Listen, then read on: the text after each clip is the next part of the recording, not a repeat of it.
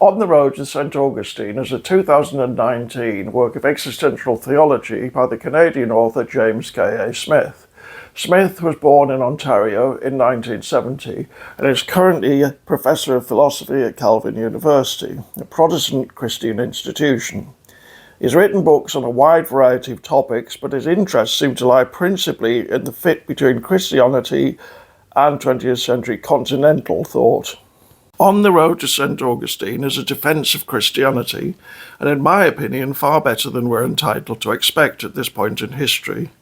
Christianity's intellectual credentials began to crumble in the 19th century, not so much with the theory of evolution as many people suppose, but under the impact of biblical criticism, with David Strauss's 1844, The Life of Jesus critically examined, marking a kind of watershed, a point of no return.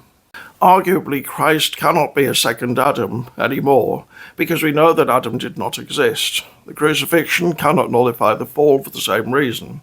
And that's not the only problem. Both Judaism and Christianity are supposed to be grounded in a very specific record of historical events. But what if many of the things in that record never happened or happened differently?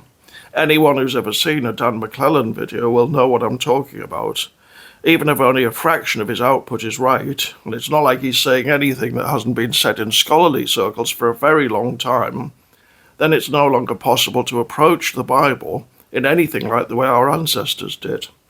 There is a way for Christian theology to cut through all this, and that's to make a much bigger space for the best of post-biblical Christian thought, orthodox or otherwise, as represented by, for example, the Desert Fathers, Augustine, Julian of Norwich, Dante, the Capuchins. To grasp the legitimacy of that approach, though, we need first to have asked three questions. 1. If the Bible were to disappear tomorrow, how much of it would we be able to recover from the life and thought of such post-biblical figures individually? Secondly, how much of the Bible would be necessary to explain what made those figures inspirational? And thirdly, to what extent did they themselves regard its historicity as non-negotiable? We may discover that we can begin theologizing from a perspective rooted only indirectly or obliquely in the Bible, and that may offer fresh and surprising insights. All of which is a long way of getting to James K.A. Smith. What makes On the Road to St. Augustine so impressive is that while it doesn't primarily appeal to logic, it's very far from being ignorant of the intellectual currents that have been blowing caustically over Christianity for nearly 2 centuries now, and it tries to meet them honestly. I can imagine an incorrigible non-Christian reading this book and not feeling repelled by it, and there aren't too many modern theological books of which I can honestly say that. This is an invitation, Smith says at the beginning, to journey with an ancient African who will surprise you by the extent to which he knows you. It's not because he's some guru, some Freudian analyst who haughtily sees through you. He only knows you because he's been there, because he has a sense of the solidarity of the human race in our foibles and frustrations and failed pursuits.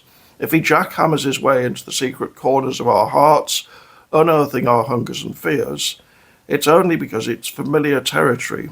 He's seen it all in his own soul. Augustine isn't a judge. He's more like an AA sponsor.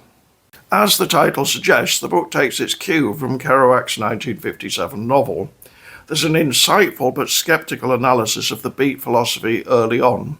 If the road is life, Smith says, then we're not really vagabonds. To be on the way is to have arrived. Ignore the feeling of sadness only bus stations have.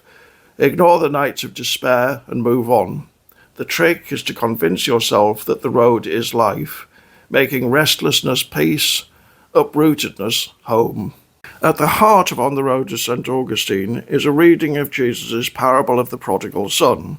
God the Father comes out to help us complete a journey we can't possibly accomplish on our own, one we all deep down know we're undertaking, in order to bring us to a home we've never seen before, but which is in fact our full and only home.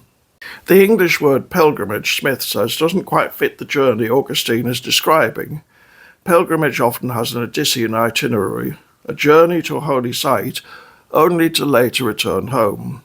But Augustine's Peregrinus isn't on a return journey. He's setting out, like Abraham, for a place he's never been. We're not just pilgrims on a sacred march to a religious site. We're migrants, strangers, resident aliens en route to a patria, a homeland we've never been to. God is the country we're looking for, that place where true consolation of our migration is found. In fact, it's important that as peregrini, we are we, and not just me, the solo migrant. Peregrinatio is a social event. Within this framework, acceptance of Christianity is never a once and for all matter of being born again into spiritual completion.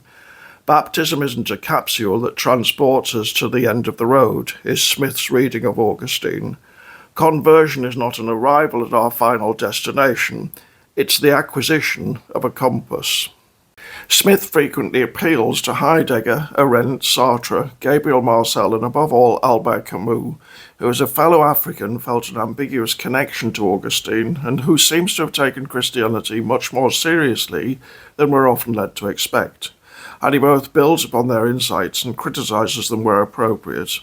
On top of that, he draws on movies, TV series, and snippets of popular culture.